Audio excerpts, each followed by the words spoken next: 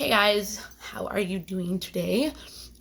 So I said yesterday that I was going to talk about some of the attachment styles, and I never did. So I took a couple notes yesterday just because I want to make sure I say what is important that I think is important to the whole thing, because knowing the attachment styles, it's good because you end up knowing the expectations of the person, the needs of the persons, the perceptions about how they look at a relationship, what kind of rules, their boundaries or whatever, and just really knowing exactly what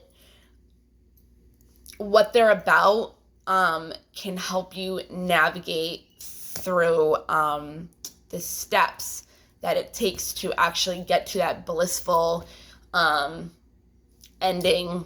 Not ending is breaking up, but the end point of after the commitment. Well, yeah, after you committed, pretty much. So there's steps, okay? Hold on.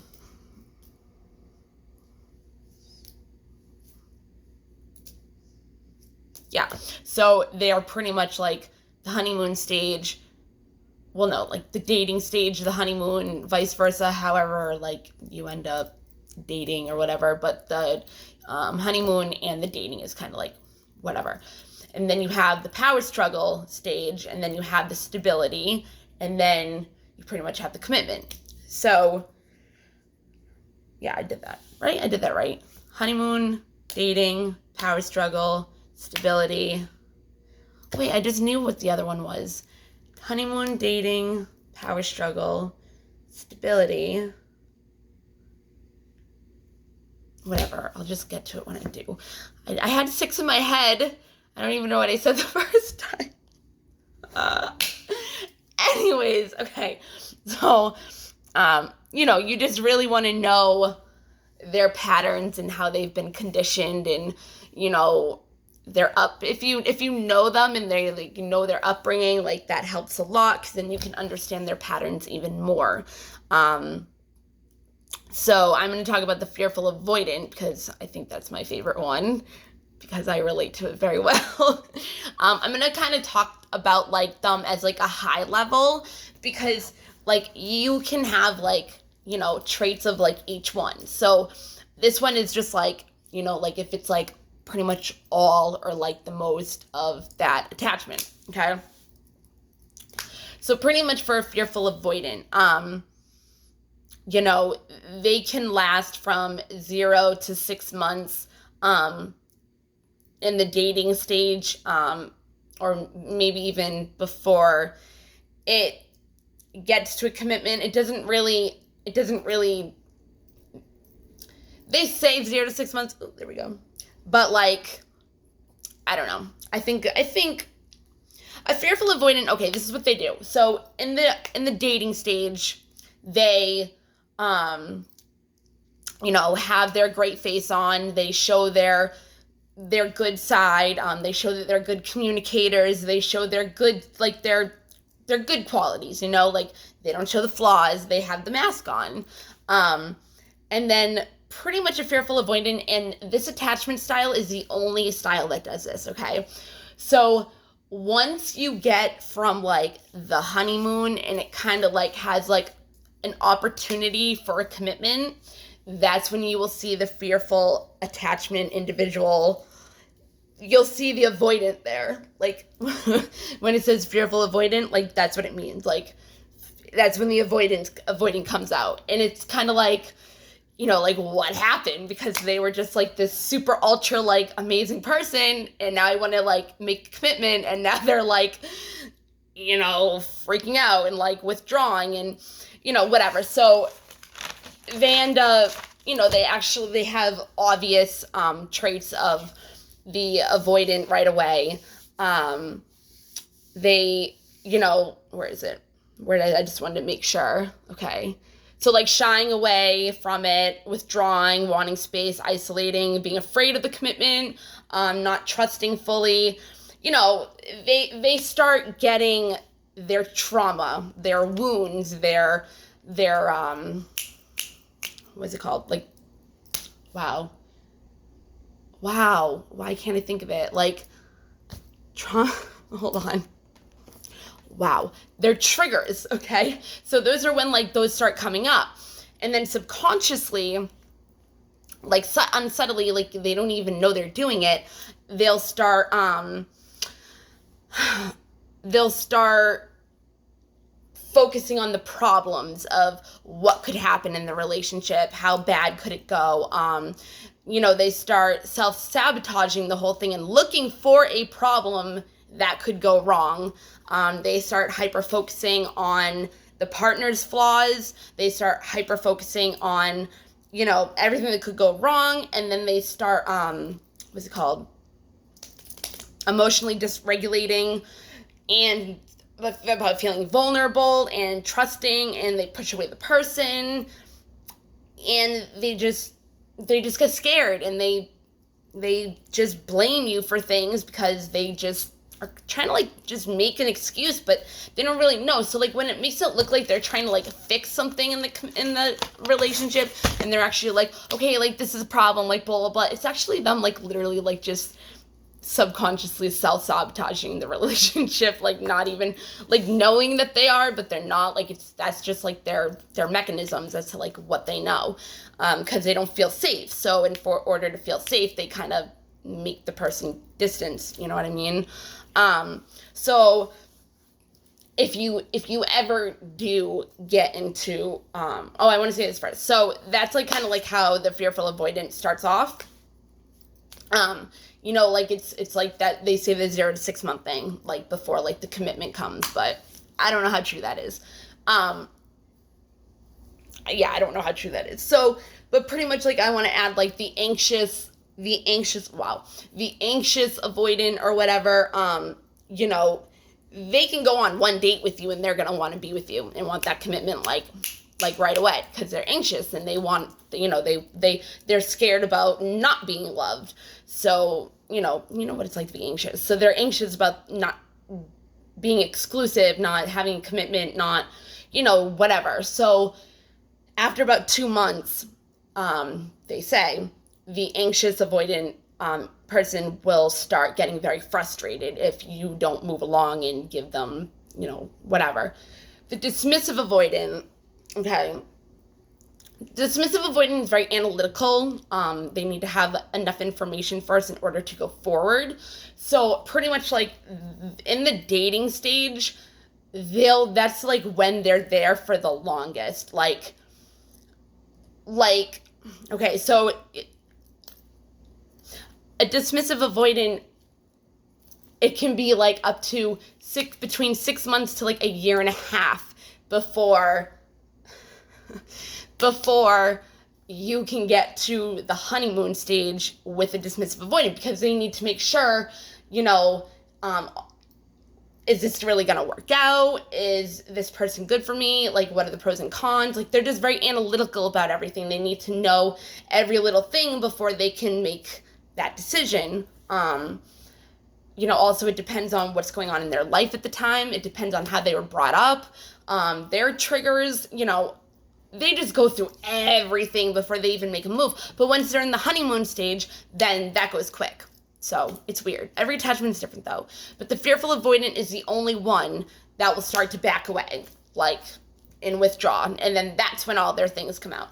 So after that, you have, oh wait, hold on. So another thing is like with the anxious avoidant the most, it's like sometimes people just want to stay in one stage. Like, oh, I want to on my honeymoon stage. Like if you've been there forever, okay, and you're still loving it, and you're like, what's wrong with like wanting to stay in the honeymoon stage? Okay, well, what's wrong with it? There's nothing wrong with it. It's awesome. You know what I mean? Like the honeymoon stage in a relationship is the best. But you want to get to like the bliss, like the end, like after you've made the commitment and what you're getting. Like the honeymoon stage is like in the beginning. Like you got so much other stuff to work on until you get the honeymoon stage of the honeymoon stage of the honeymoon stage of the bliss. You know what I mean? So pretty much staying in one stage for a very long time actually stunts and stops the growth of the life cycle of the relationship. So it's pretty much like you're not growing. You're still having the mask on. You're still being your best self. You're not showing, yourself. And usually also you're not even integrated yourself into that relationship, because I'll get there after. Okay.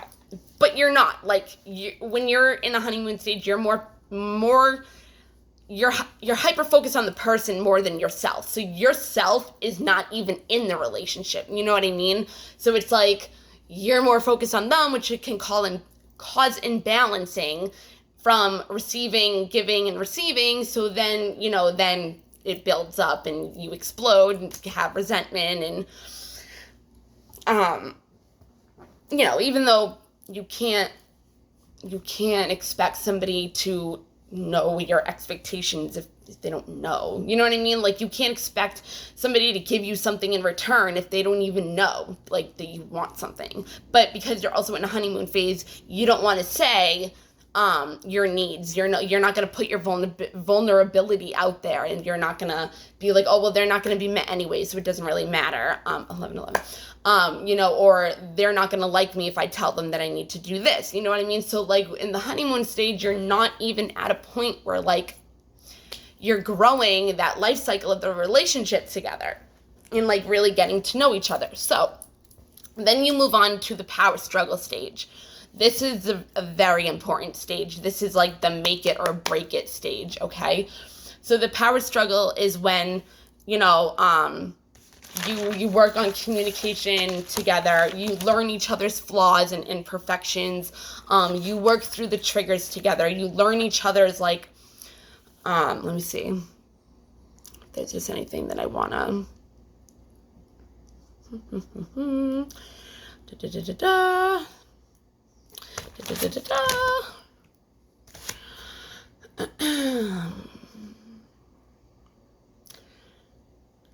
Yeah, so it's the most scariest, because the power struggle stage is if you can effectively get it right and with the passages of the requirements to be able to move on from that, being able to be vulnerable with your partner, being able to accept all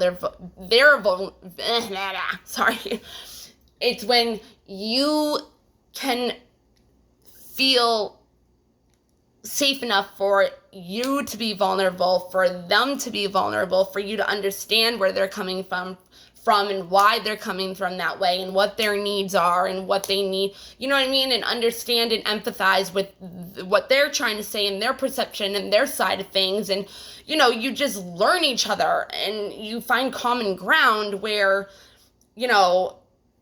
what I just said, where the person's coming from, what they mean, their perception on it, their needs, their vulnerability, your vulnerability, you caring about their vulnerability, you caring about, their needs, and empathizing and just accepting them exactly for who they are and their imperfections. Okay.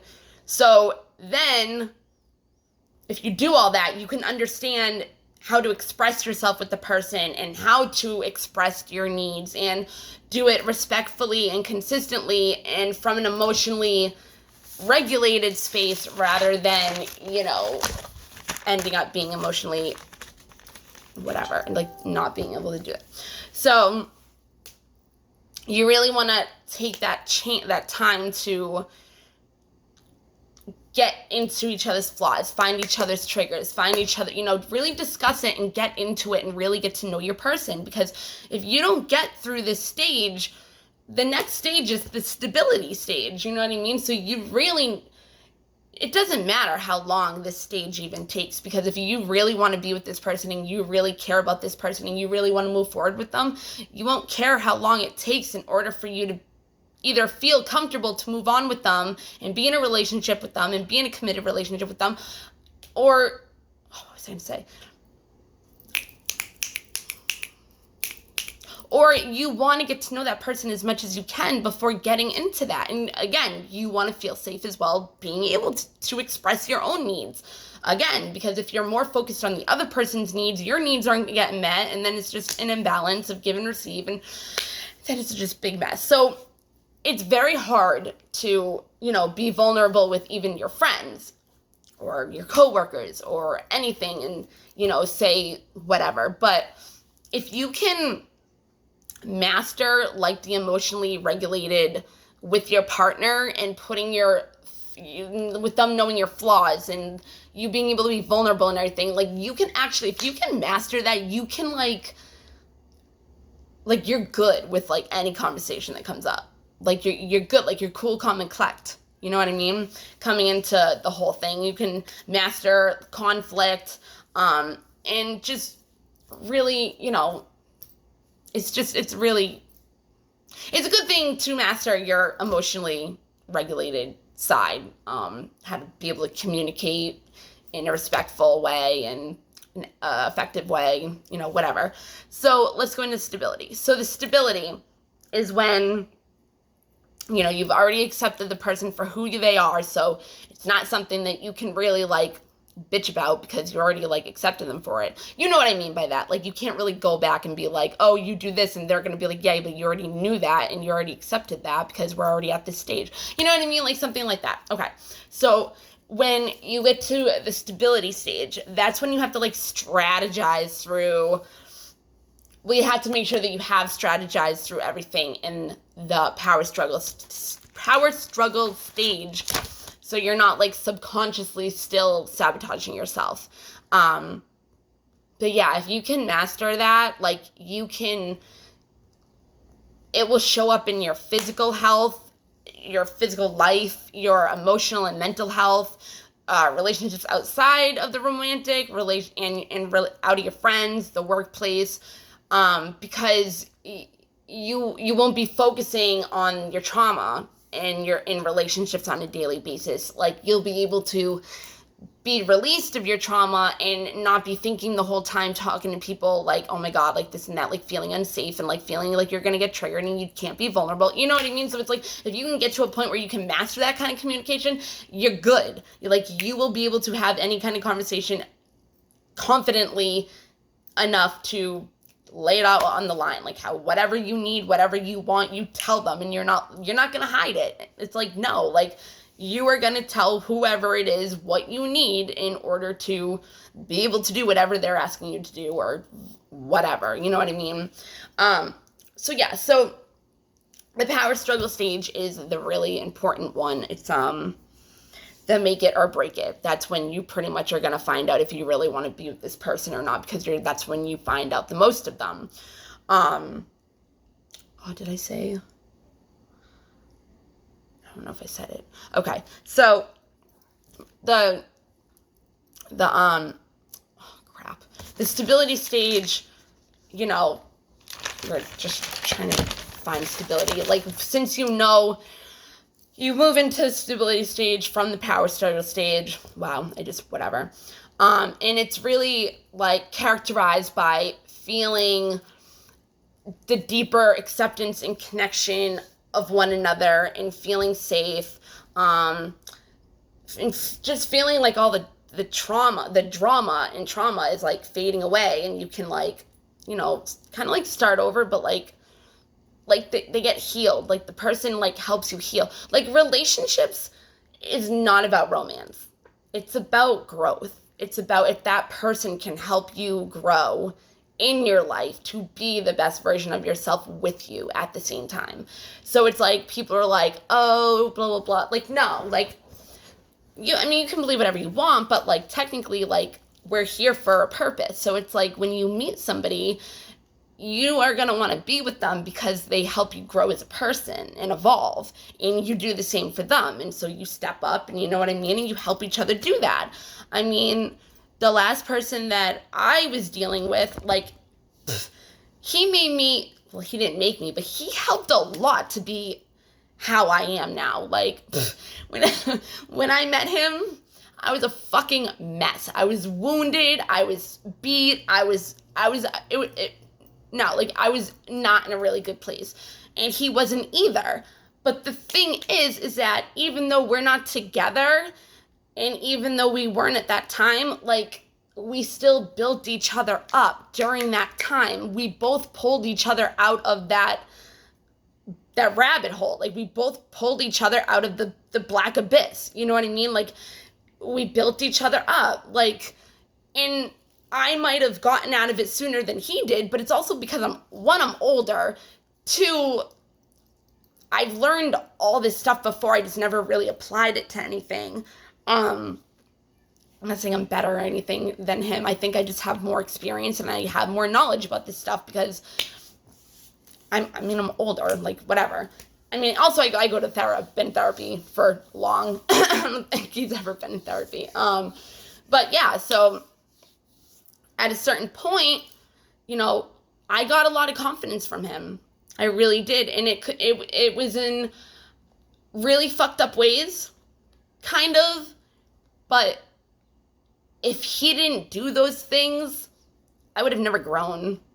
I never would have. So I thank him for that. All the fucked up things that happened between us, I thank him for those. Because you know what? I believe that in our lives, we go through lessons in order to grow. Okay?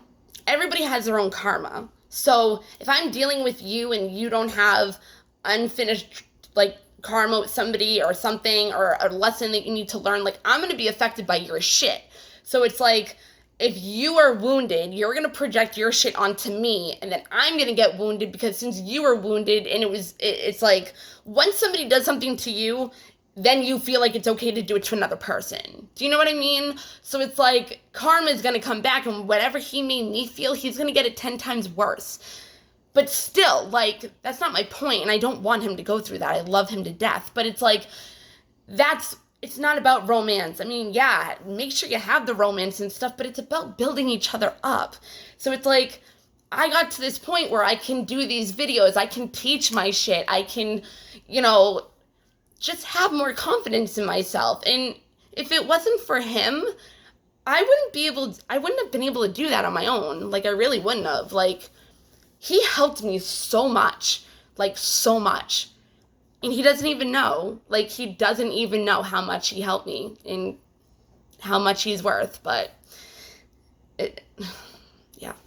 But yeah, so I don't even remember where I was. Oh yeah, stability. Like, it's more about reproducing and growing because you need to find your life purpose. You know what I mean? So the significant other is there to, whatever. Especially if it's twin flame, then it's mirroring the hell out of you. So whatever.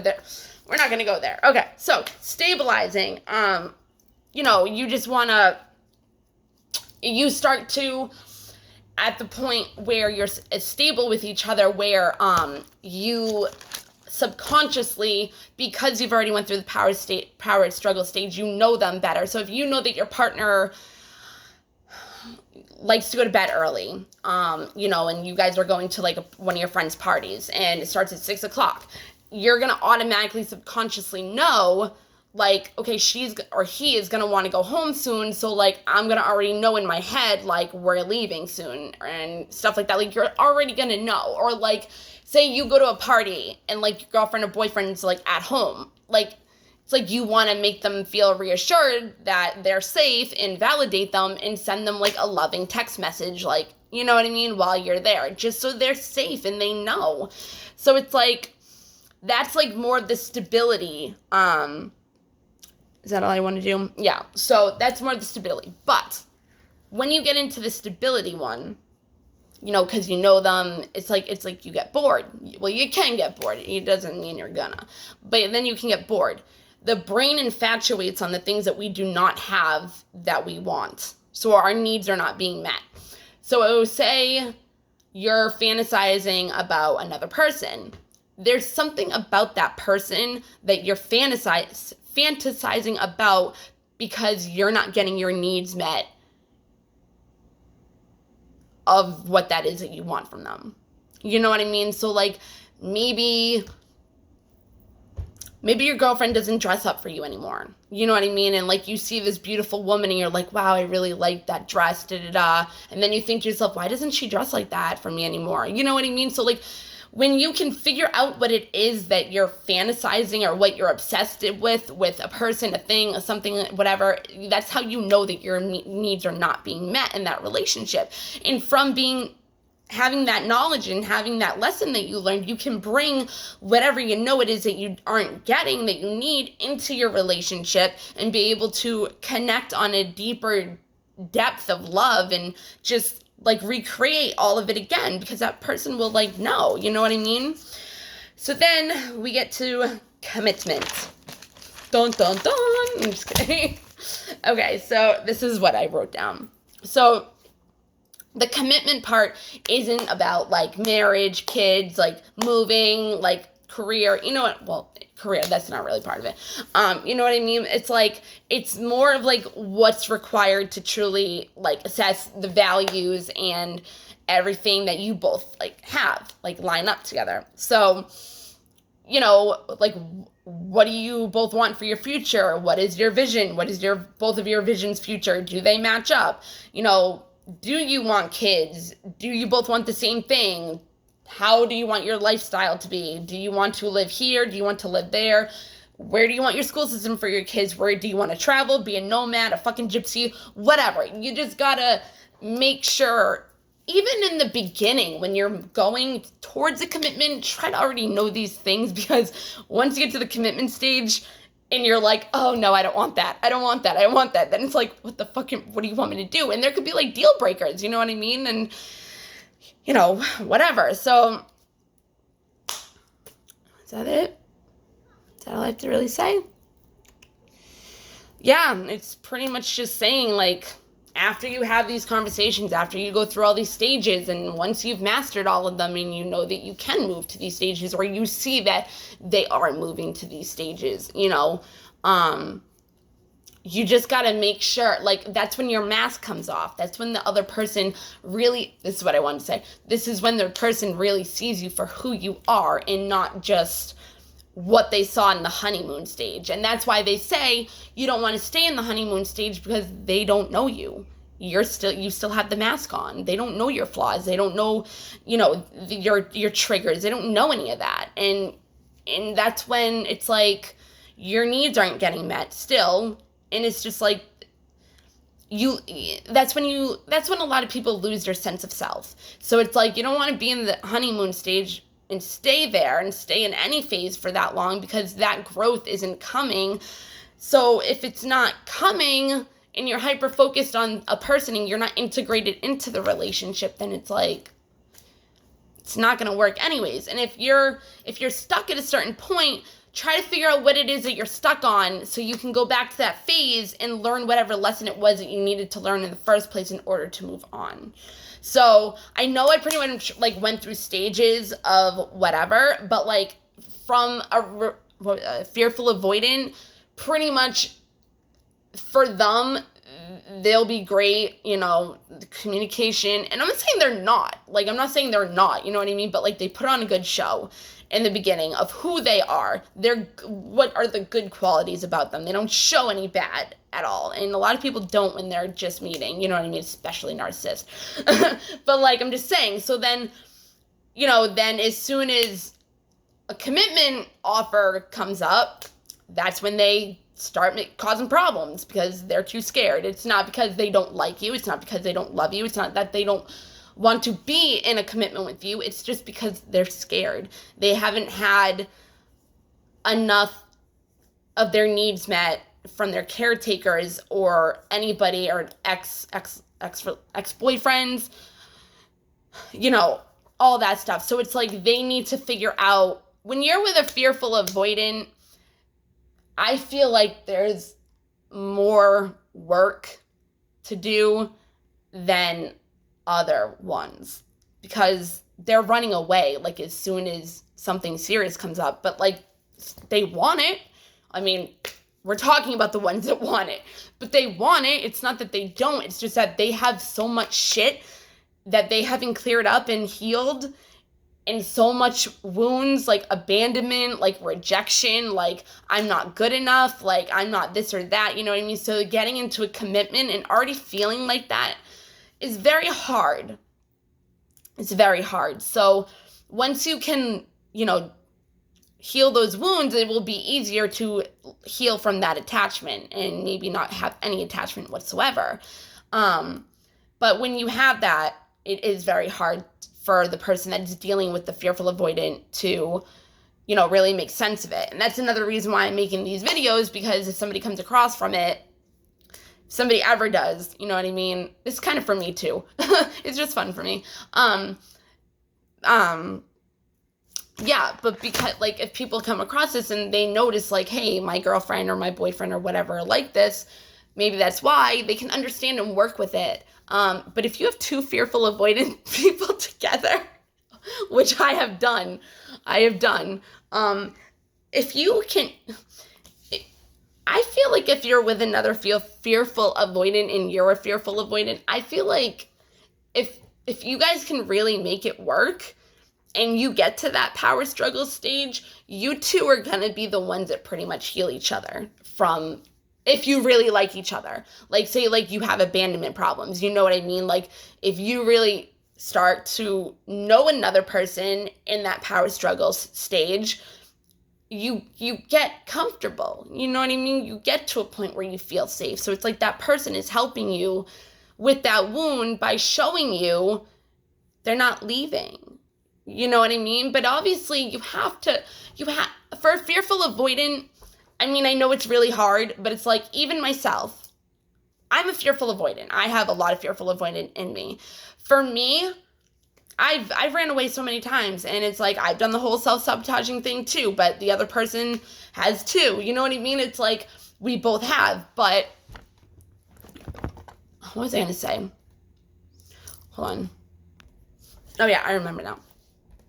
If you're a fearful avoidance and you run right away, you know, you're not even going to know if that person could get to know you or could make you safe.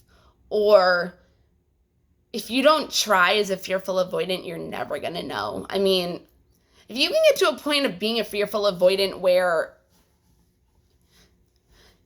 you can get rejected and you can deal with them leaving, then, you know, it's kind of different. But for a fearful avoidant that just can't face those things, it's going to be hard for them to actually try to get into a power struggle stage with another person, because they don't want to feel those things that they felt when they got abandoned or when they got rejected or when they didn't feel like they were enough, you know what I mean, from their caregivers. So they don't want to feel those feelings again, so they run from it before they can. And I think a lot of people do. I think a lot of people have the fearful avoidant in them, in that particular thing, maybe not the running away thing. But that's when you really get to know somebody. So for a fearful avoidant, you should, this is for myself too, it's kind of like when people are like, no, I don't want to ask that person something, or no, I don't want to ask that, but whatever. It's like, what is going to happen? They're going to say no, that's it. I mean, you're still kind of getting a no if you don't even ask. You know what I mean? Like, nothing's being done still. So it's like, whatever's going to happen is you're going to get a no. That's the worst that can happen. If you can deal with knowing that the worst can happen is you might get abandoned, they might leave, they might be mean to you, you know what I mean? But you can always leave too. Like, you don't have to stay in it. So, like, that's all I'm going to say. I hope somebody got something out of this, and I hope I didn't just talk for 35 minutes for nothing. All right, I'll see you guys later. Have a great night. Oh, I didn't do that thing. Okay. All right. 33. I will see you guys later. Bye.